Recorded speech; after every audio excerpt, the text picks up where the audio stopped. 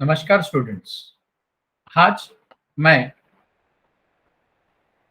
Insulators के ऊपर numericals discuss करना चाहूंगा। ये एक न्यूमेरिकल आज हम लोग पहले डिस्कस करेंगे। ये न्यूमेरिकल कुछ इस तरीके से है। It is required to grade a string having 7 suspension insulators. इसका मतलब ये हुआ कि 7 डिस्क, जिसको हम सस्पेंशन इंसुलेटर्स कहते हैं, ऐसे एक पर्टिकुलर स्ट्रिंग में कनेक्टेड है। If the pin to earth capacitance is all equal to C, इसका मतलब पिन और अर्थ इसका बीच का कैपेसिटेंस, इसकी वैल्यू अगर C है तो हमें लाइन टू पिन यह कैपेसिटेंस फाइंड करना है। That would give the same voltage across each insulator of the string।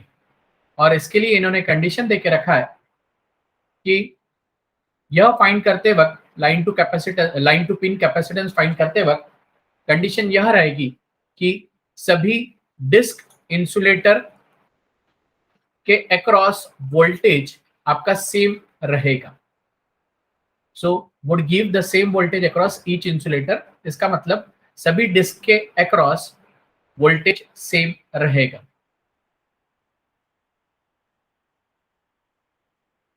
तो हमें फाइंड जो करना है वो है लाइन टू पिन कैपेसिटेंस। अब आपको ये ध्यान में रखना होगा कि इस पर्टिकुलर स्ट्रिंग में 7 सस्पेंशन इंसुलेटर्स यानी 7 डिस्क इंसुलेटर्स कनेक्टेड है। तो चलो दोस्तों देखते हैं कि डायग्राम क्या कहता है। यह डायग्राम आप लोग रेफर कर सकते हैं। इस डायग्राम में आपको ध्यान रखना होगा कि जो कैपेसिटेंस इस न्यूमेरिकल में दिया है वो है आपका pin to earth capacitance. Pin to earth capacitance, तो पिन टू अर्थ कैपेसिटेंस आपका है C। उसके बाद आप लोग जानते हैं कि अगर पिन टू अर्थ, जिसको हम लोग शंट कैपेसिटेंस कहते हैं, इसकी वैल्यू आपकी हो जाती है C। अगर मुझे यहां पर सीरीज कैपेसिटेंस, जिसको हम सेल्फ कैपेसिटेंस कहते हैं, उसको रिलेट करना है शंट कैपेसिटेंस के साथ, तो यहां पर आपका फॉर्मूला बनता है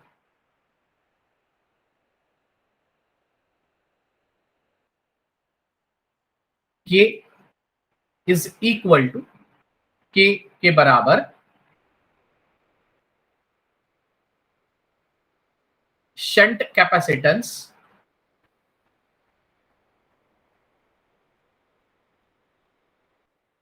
divided by series capacitance।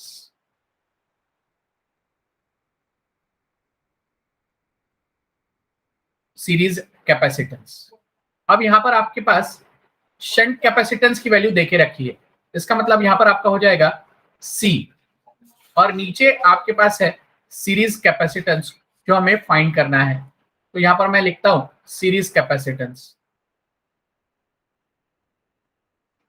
अब मुझे अगर सीरीज कैपेसिटेंस फाइंड करना है तो मैं यहां पर इसकी वैल्यू लिखता हूं series capacitance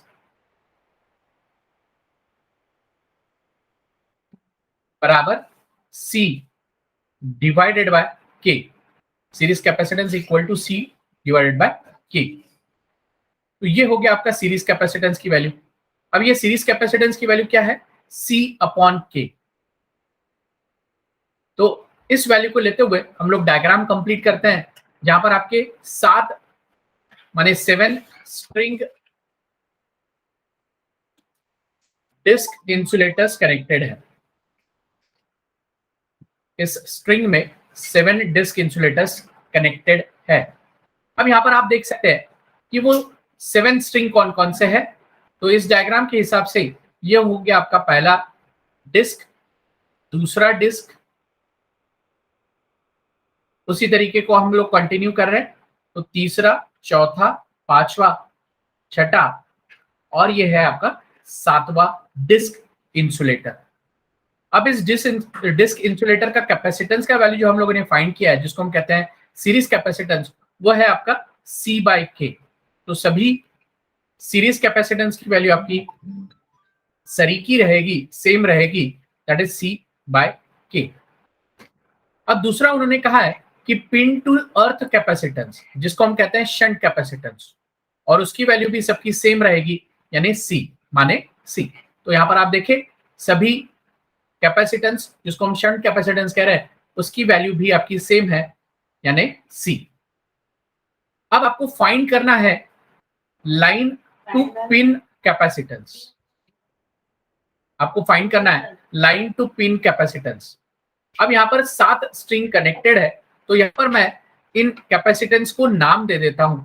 late C1, C2, C3, C4, C5 and C6 be the line to pin capacitance. Be the line to pin capacitance. तो आप लोग देख सकते हैं यहां पर वो कैपेसिटेंसेस की वैल्यूज आ गई, C1, C2, C3, C4, C5 and C6, और आपको ये सभी वैल्यूज फाइंड करनी है। तो इस वजह से यहां पर इसको मैं देता हूं क्वेश्चन मार्क। अब आपकी ये वैल्यूज ऐसी रहेगी ताकि यहाँ का जो वोल्टेज है, माने इस डिस्क के अक्रॉस जो वोल्टेज आपको मिलेगा, यह वोल्टेज आपका सेम रहना चाहिए। तो आप लोग देख सकते हैं कि इस डायग्राम में उस वोल्टेज को सेम दिखाया गया है। तो हर एक C/K सीरीज कैपेसिटेंस के अक्रॉस वोल्टेज सेम रहेगा, जिसको हम कहते हैं V, जिसको हम कहते हैं V। तो हर एक, अब यहां पर आपके 7 सीरीज कैपेसिटेंस कनेक्टेड है और हर एक के अक्रॉस वोल्टेज है V, और ये वैल्यू वोल्टेज की सेम रहेगी हर एक जगह पर, हर एक सीरीज कैपेसिटेंस के अक्रॉस सेम रहेगी। आगे बढ़ते हैं। अब यहां पर मैं नोड को नाम दे रहा हूं। जैसे आप लोगों ने देखा होगा, यहां पर मैंने नोड को नाम दे दिया, पहला A, दूसरा B, तीसरा C, चौथा D, पांचवा E, छठा F, यानी 6 नोड यहां पर मुझे मिल गए, A to F। हर एक नोड के ऊपर अब मैं KCL लगाता हूं। तो जैसे नोड A के ऊपर अगर मैं KCL लगा रहा हूं, तो यहां से हम लोग शुरू करते हैं KCL eight node A, KCL eight node A। अब नोड A के तरफ आने वाले करंट को हमने नाम दिया है I2, और यहां जाने वाला करंट है आपका I1, और यहां से आने वाला करंट है I1 डैश, और यह करंट है आपका I1। तो इसका मतलब आपको क्या मिल रहा है, नोड A पर 2 करंट्स आपके आने वाले हैं, जिनको हम कह रहे हैं I2 प्लस I2 डैश। ये जो है I2 डैश, इसको हम लोगों ने स्मॉल I करंट से रिप्रेजेंट किया हुआ है, और ये है इक्वल टू I1 यानी कैपिटल I1 अधिक यानी प्लस स्मॉल I1। अब जब हम लोग कह रहे हैं कि ये वोल्टेज आपका सेम रहेगा, C/K की वैल्यू आपकी सेम रहेगी, तो इसका मतलब क्या होगा, आगे देखते हैं। अगर आप कह रहे हैं कि वोल्टेज यहां पर आपका सेम है, C/K जिसको हम सीरीज कैपेसिटेंस कह रहे हैं, वो भी आपका अगर सेम है, तो यहां पर क्या हो जाएगा, जैसे हम लोग लिखते हैं current is equal to voltage upon reactance, बराबर। अब अगर ये रिएक्टेंस आपका XC है, तो ये आपका हो जाएगा वोल्टेज अपॉन 1/ωc। लेकिन अब ये C आपका क्या रहेगा, C/K। अब अगर ये आप लोग लिखते हैं तो आपको क्या मिलेगा, ωCV/K। अब ये जो ωCV/K है,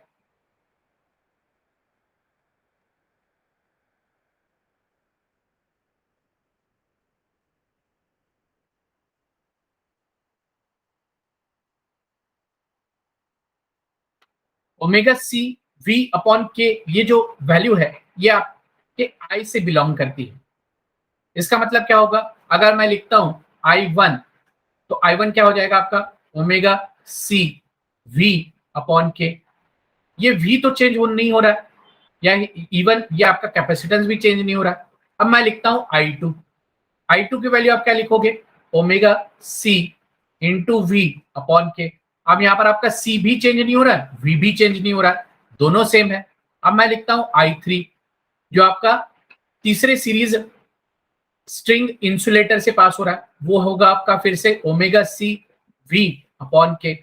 हालांकि होना क्या चाहिए कि ये जो कैपेसिटेंस है, एक तो ये कैपेसिटेंस चेंज हो या फिर वोल्टेज चेंज हो, लेकिन वोल्टेज आपका सेम रहेगा, ये हम लोगों ने पहले ही कह दिया। अब अगर वोल्टेज आपका सेम है, इसका मतलब आपको वैल्यूज करंट की सेम मिलेगी, और अगर करंट वैल्यू सेम मिल रही है तो इसका मतलब ये होता है कि करंट की वैल्यू अगर आपको सेम मिल रही है, इसका मतलब ये होता है कि आपको एक नया इक्वेशन मिल रहा है, जिस नए इक्वेशन को हम लोग कहेंगे, अब यहां पर मैं इसको आगे बढ़ाते जा रहा हूं, I1 I2 I3 I4 I5 I6 I7 तक, बराबर। तो इसका मतलब क्या होगा, इंप्लाइज, अब वोल्टेज सेम है, C बाई के सेम है, implies current is also same. और हम लोग क्या लिखेंगे, I1 equal to I2 that is equal to I3 that is equal to I4, और मैं यहां पर लिखते जाऊंगा I7 तक, क्योंकि यहां पर 7 डिस्क आपके कनेक्टेड है, तो यहां पर 7 करंट उस डिस्क सीरीज से पास होने चाहिए, जिसकी वजह से हमें ये एक फॉर्मूला इक्विलिब्रियम कंडीशन या इक्वेशन मिल रहा है, हम लोग कह सकते हैं। अब अगर ये कंडीशन है तो हम लोग क्या कहेंगे, जैसे हम लोगों ने पहले एक इक्वेशन स्लाइड में लिखा हुआ है, जिसको हम लोग कह रहे हैं I2 plus I2 dash equal to I1 plus I1। अब इसको मैं नाम दे देता हूं 1, और यहां पर इसको मैं नाम दे देता हूं इक्वेशन 2। सो मैं क्या लिखूंगा, फ्रॉम इक्वेशन 2। अब अगर ये दोनों करंट्स I1 और I2 दोनों सेम है, तो हम लोग क्या कह सकते हैं, इक्वेशन 1 चेंजेस 2। इसका मतलब इक्वेशन आपका चेंज क्या होगा, किस तरीके से चेंज होगा, उसको हम कहेंगे I1 और I2 दोनों सेम होने की वजह से यहाँ पर I2 डैश और I1 माने स्मॉल I2 डैश, छोटा I2 डैश और छोटा I1, ये दोनों सरीके रहेंगे। अब होपफुली यहां तक आप लोगों को समझ में आ चुका है। आगे बढ़ते हैं। अब I2 डैश और I1 कहाँ है, I2 डैश आपका थोड़ा एक छोटा गलती यहां पर मैं सुधारना चाहूंगा। एक गलती यहां पर ऐसे हो रही है कि इक्वेशन को मैंने थोड़ा अलग तरीके से लिखा है, हालांकि ये जो करंट है ये आपका I1 डैश है, उसको मैंने गलती से I2 डैश लिख दिया है। सो उसको मैं करेक्ट करना चाहूंगा। ये है आपका I1 डैश। एक सेकेंड, यहां पर मैं इस जगह पर चेंज कर देता हूं, तो ये हो जाएगा आपका I1 डैश। ये है आपका I1 डैश। इसका मतलब हम लोग क्या कह रहे हैं, I1 dash equal to I1, ठीक है। और यहाँ पर भी मैं चेंज करना चाहूंगा, ये आपका I2 डैश ना होते हुए ये रहेगा आपका I1 डैश, I2 डैश ना होते हुए ये रहेगा आपका I1 डैश। ये इतना सिर्फ ध्यान में रखे, गलती से मैंने उसको I2 डैश लिखा हुआ है, लेकिन यहाँ पर आने वाला, इस नोड ए पर आने वाला करंट आपका I1 डैश है। तो I2 ये करंट, ये दूसरा करंट, और ये दोनों करंट्स आपके उस नोड से बाहर जा रहे हैं, तो इस वजह से दो आने वाले करंट का अधिक माने समेशन इक्वल टू दो जाने वाले करंट्स का अधिक माने समेशन। तो यहां पर आपका ये इक्वेशन 1 बनता है। तो हमें अल्टीमेटली फाइनली हम लोग क्या लिख सकते हैं, I1 dash equal to I1। अब हम लोग देखते हैं कि I1 डैश कहां पर पास हो रहा है। यहां पर देखें, I1 डैश आपका इस पॉइंट से नोड ए तक जा रहा है, बराबर। और यहां तक का पोटेंशियल कितना है, अब यहां तक का पोटेंशियल अगर मुझे गिनना है, तो मुझे वो पोटेंशियल कहां से मिलेगा, यहां से मिलेगा। कहां से, लाइन से माने कंडक्टर से। और कंडक्टर से लेके इस पॉइंट तक का वोल्टेज कितना है, गिनते जाते हैं, ये यहां तक का वोल्टेज रहेगा, बराबर। अब यहां तक का वोल्टेज कितना है, देखिए V plus V plus V plus V plus V plus V, क्योंकि यहां से यहां तक का वोल्टेज आपको गिनना है, इस पॉइंट से इस पॉइंट तक का वोल्टेज आपको गिनना है। तो ये पूरा पूरा वोल्टेज आपका हो जाएगा 6V। तो I1 डैश की वैल्यू क्या हो जाएगी फिर, I1 dash is equal to, जैसे हम लोगों ने यहां पर लिखा हुआ था V upon XC, V upon, उसी तरीके से अब यहां पर आपको क्या मिलेगा, ओमेगा, सही है।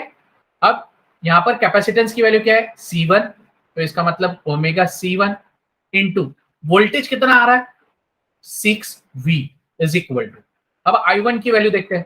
I1 कहां पास हो रहा है, इस नोड ए से जाते हुए इस ग्राउंड टर्मिनल तक पहुंच रहा है, जिसको हम लोग ग्राउंड टर्मिनल कहते हैं, बराबर। तो ये नोड ए से जी की तरफ जा रहा है और वो I1 है। अब इस जी को अगर हम लोग यहां से यहां तक मेजर करें, देखो कैसे है ना, यहां इस नोड ए और जी का वोल्टेज, ये आपका नोड ए और इस टावर का वोल्टेज सेम रहेगा, क्योंकि ये टावर और ये ग्राउंड टर्मिनल ये आपका सेम रहेगा। तो ये होगा आपका आर्म और ये कंप्लीट होगा टावर, ये कंप्लीट होगा टावर। तो इसका मतलब यहाँ का वोल्टेज और यहाँ का वोल्टेज दोनों सेम रहेगा, यहाँ का वोल्टेज और यहाँ का वोल्टेज आपका सेम रहेगा। और वो वोल्टेज कितना है, इस के अक्रॉस वोल्टेज कितना आ रहा है V, तो इसका मतलब इसके अक्रॉस वोल्टेज कितना आएगा V, बराबर। तो यहां पर मैं लिखूंगा फिर ओमेगा, उसका कैपेसिटेंस की वैल्यू कितनी है C इंटू V, बराबर। अब यहाँ पर आपका कॉमन कौन कौन सा है लेफ्ट और राइट हैंड साइड में, ये है आपका ओमेगा, तो ये ओमेगा कैंसिल हो जाएगा, ये है आपका V, तो यहाँ पर V कैंसिल हो जाएगा, और फिर क्या मिलेगा आपको C1।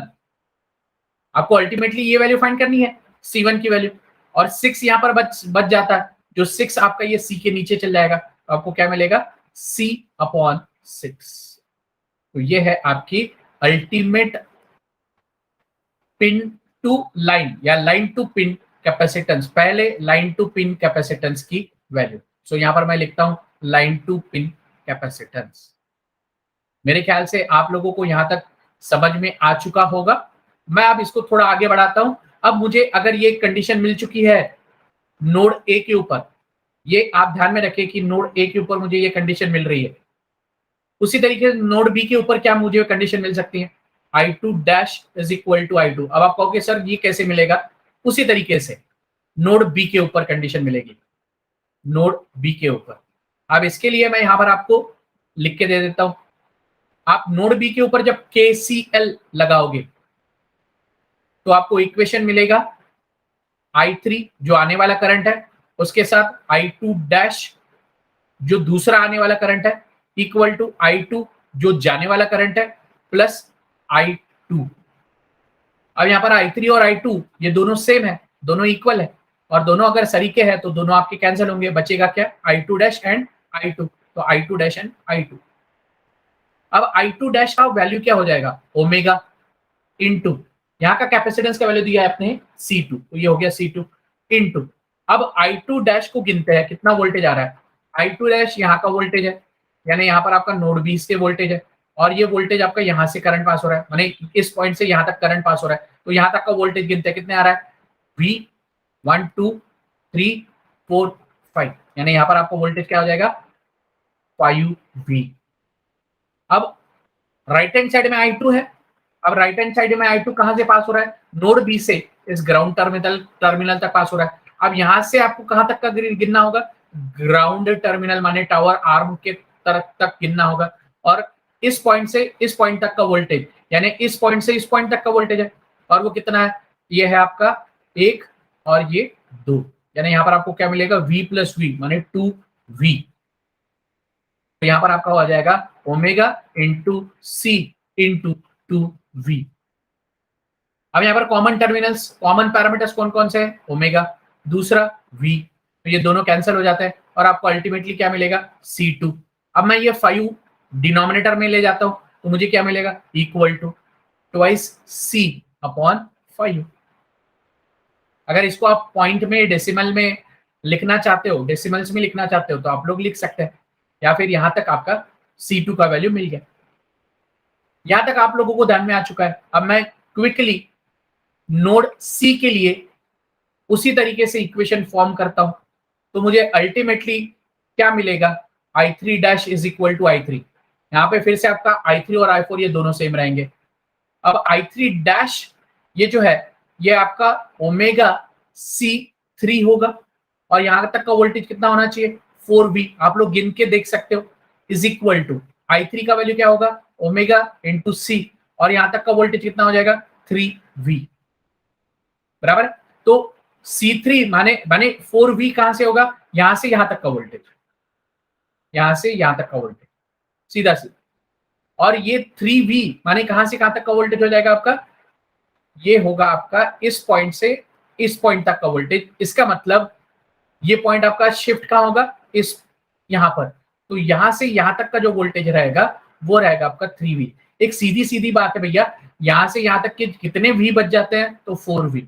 अब यहां से ऊपर तक के V कितने बच जाते हैं, 3V बस। तो 3V कहां पर आएंगे, यहां पर आएंगे, और 4V कहां पर आएंगे, यहां पर आएंगे। अब अगर कहोगे कि सर आगे क्या होगा, अब आगे एक V आपका और कम हो जाएगा। आगे अगर और एक V आपका कम हो रहा है तो वहां पर क्या बनेगा, चलो यहां पर मैं आपको पहले ये इरेज कर देता हूं ताकि आप खुद ध्यान में आ सके। तो यहां पर मैंने इसको इरेज कर लिया।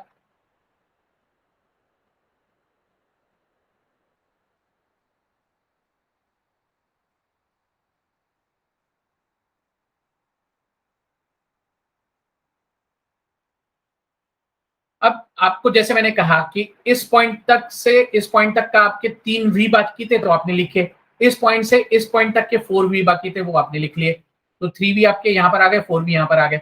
अब आप और एक स्टेप नीचे उतर गए, यानी यहां से यहां तक का वोल्टेज और यहां से यहां तक का वोल्टेज।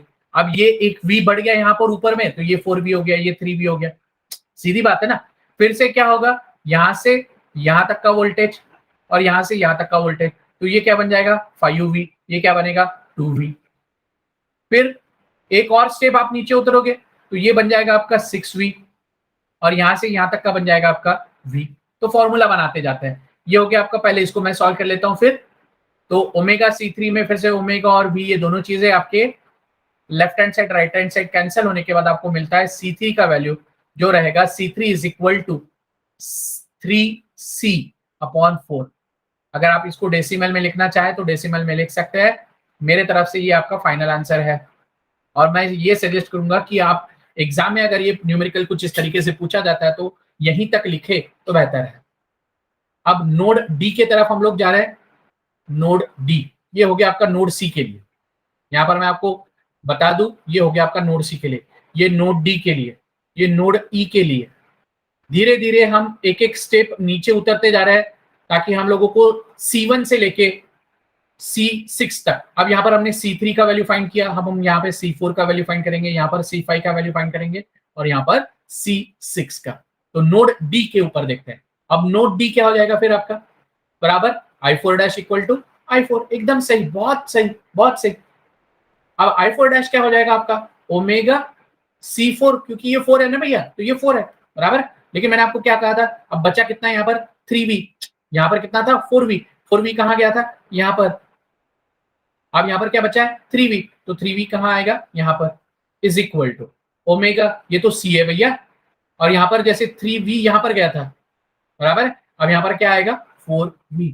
इसका मतलब क्या मैं कह सकता हूं C4 is equal to 4C/3। Decimal में लिखना चाहे तो मैं फिर से कह रहा हूं डेसिमल में आप लोग लिख सकते हैं। नोड डी हो गया, नोड ई। अब नोड ई पे आने वाला करंट कौन सा है I5 डैश, और ये करंट कौन सा है I5। इसका मतलब क्या हो जाएगा कि ये है आपका ओमेगा C5 बराबर।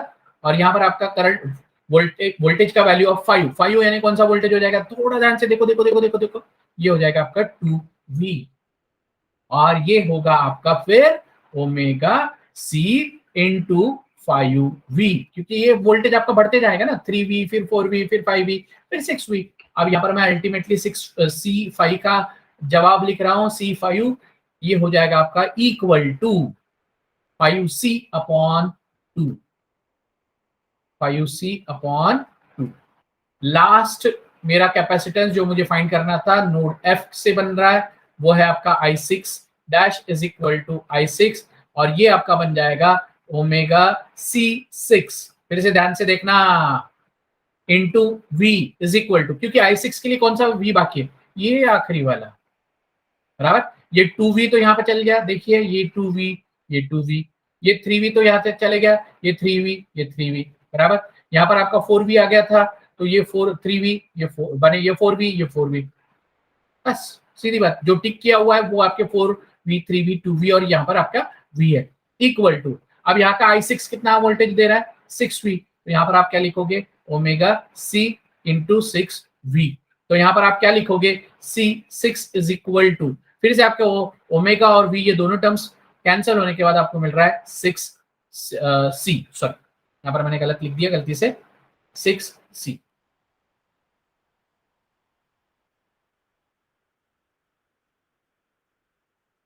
सिक्स इंटू सी। तो ये हो गया आपका फाइनल जवाब। तो मेरे ख्याल से ये न्यूमेरिकल आप लोगों को ध्यान में आ चुका होगा। मैंने काफी कोशिश की है ताकि आप लोगों को ये न्यूमेरिकल आप तक पहुंच सके, आपको समझ में आ सके। अगर आपको इससे रिलेटेड कोई भी क्वेरी होगी, कोई भी सवाल होगा तो आप मुझे पूछ सकते हैं। तो यहाँ पर मैं अपना लेक्चर रोकता हूँ। धन्यवाद।